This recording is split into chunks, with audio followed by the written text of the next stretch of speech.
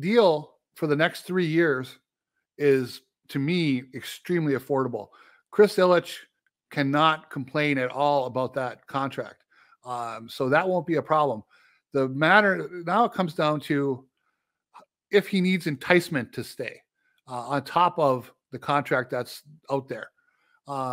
It sounds like the Dodgers were willing to add another year at $20 million to the end of the deal, right? And he would have accepted the trade, and that fell through. So that, at least if that's true, that gives us some framework of what Detroit might need to do, because he has said he likes it in Detroit. He said he'd like to stay in Detroit. That doesn't mean he will. He can rescind that and move on at any point. That's going to be totally his call. But if they, with the contract that's in place, if they have to add 1 year and only 1 year at $20 million or whatever that ends up being, that number is, I think it's a reasonable deal. I think this is potentially one of, you have to look at the whole of his career, right? His whole career arc. He's having a wonderful season this year with one injured period in there where he hurt his finger, and it's been great. But then last year he was a complete nothing. The year before in Boston, he wasn't great. He wasn't bad, but they let him go in free agency because he wasn't dominating. And then before that, he had the 1-6 win. I think he had by Baseball Reference WAR, B-WAR, he had a 6 WAR year in there a few years ago. So he's kind of a little bit up and down. So, you can't assume that the guy you've seen this year will be the guy you see forever. But I think that if Detroit needs to add a year at a semi-expensive number to make the deal stay in place, I think that probably wouldn't be a bad way to go. Yeah, because he's a guy I want to keep around just because if he wants to be here. And I do think the Tigers need to add starting pitching in the offseason. We've seen injuries are going to happen. You can't bank on Mize, Manning, and Skubal all being healthy and all performing at a high level for you next year. We saw how great the Michael Lorenzen contract worked out. I really want to see them add another starter or two. So it'll be interesting to see. I think that'll be a big talking point. But to see him really have a successful season has been great to see. It's one of the best, starting pitching seasons for the Tigers probably since, Verlander's last full year here, for being honest. He's really had a great season in its totality. And no question. Really dominated the Guardians. And the Tigers have had a good string of starting pitching over these last 4 games, and it's been good to see because we know the offenses look better, but we know how important pitching is. And this is a good segue in terms of the guys who are behind the plate. There's been some action there, Uper, that we haven't even gotten to talk about. We can start with Eric Haas. He's been on the Tigers since 2020, I believe. This season, he was hitting .201 with a .530 OPS. Really struggled. He was a guy that had a 20-homer season a couple years back. And, yeah, he was claimed by the Guardians. So would you want to give our final farewell to Eric Haas and just your thoughts on that? He played on a couple of bad teams, which is not his fault. But he played presentably well for 2 seasons. A journeyman guy,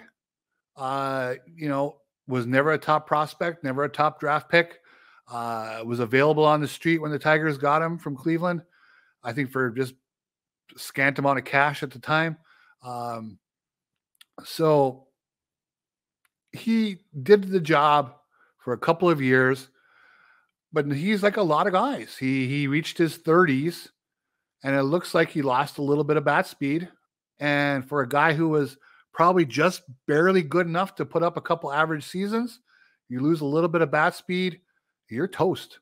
Because here's a newsflash for Eric Haas fans, it's tough in MLB.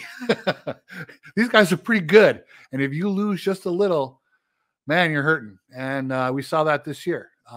His power numbers sunk.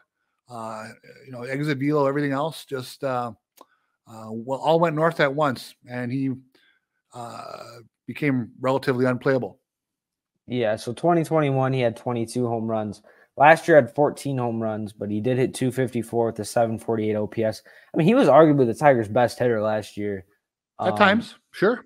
Yeah, at times. And for him to be gone now, I think I'm not going to say it's well-deserved, but you obviously understand it with Jake Rogers showing some power. Jake Rogers has struggled a bit offensively, but then the Tigers do make a corresponding move, adding a guy in Carson Kelly, who's a little bit older than I thought he was. He's 29 years old. Once a highly touted prospect for the Cardinals. He was in the Paul Goldschmidt deal. Carson Kelly has really struggled this year for Arizona, and he only had 84 at-bats with them. He was hitting 226, and he was injured. 226 with a 581 OPS. But he's a guy that had some upside. He had a couple of good seasons. Now, they weren't full seasons, but he had in 2019 and 2021, he was a pretty productive hitter for a catcher. Like you said, a couple years younger than Eric Haas. Do you think this is a move that we could potentially see spill over into next year, or do you think this is kind of just going to be a filler? Well, I think they have control over him for next year if they want it. I think he's arbitration eligible, but they can also cut him in a heartbeat and he's gone. So they get a free 6-week look at him here. They need a backup catcher. He seems to be a Scott Harris kind of guy. When Harris talked about him today, he talked about controlling the strike zone. If you look at some of the stats from 2019, especially when he had his best year and he was healthy, he had a nice on-base percentage. So he drew some walks. So if he's that kind of player, and the Tigers think Harris kind of alluded that they had some things they wanted to work with him. They thought they could draw out of him. Well, let's see if that's true. Who knows? Now, tonight he didn't look too good, but, whatever. Give him a pass. It's his first game in Detroit. His life has been an upheaval for the last week. So I think he went 0 for 4, and a couple of those at-bats didn't look so hot. But it's one game. Who cares? Give him time. Give him the 6 weeks. If the hurdle, if the bar for him to cross is Eric Haas production of this year, he's going to be fine. Okay, he'll probably give them a little bit more than Eric Haas was giving them over the course of the next month. So we'll see. And we'll see what Haas does when he goes to Cleveland, if he gets much of a chance to play and what he does. Going back to we were talking about Carson Kelly, in 2019, he had an 826 OPS, slugged almost 500 and only 300 at bats, but that's still a decent sample size.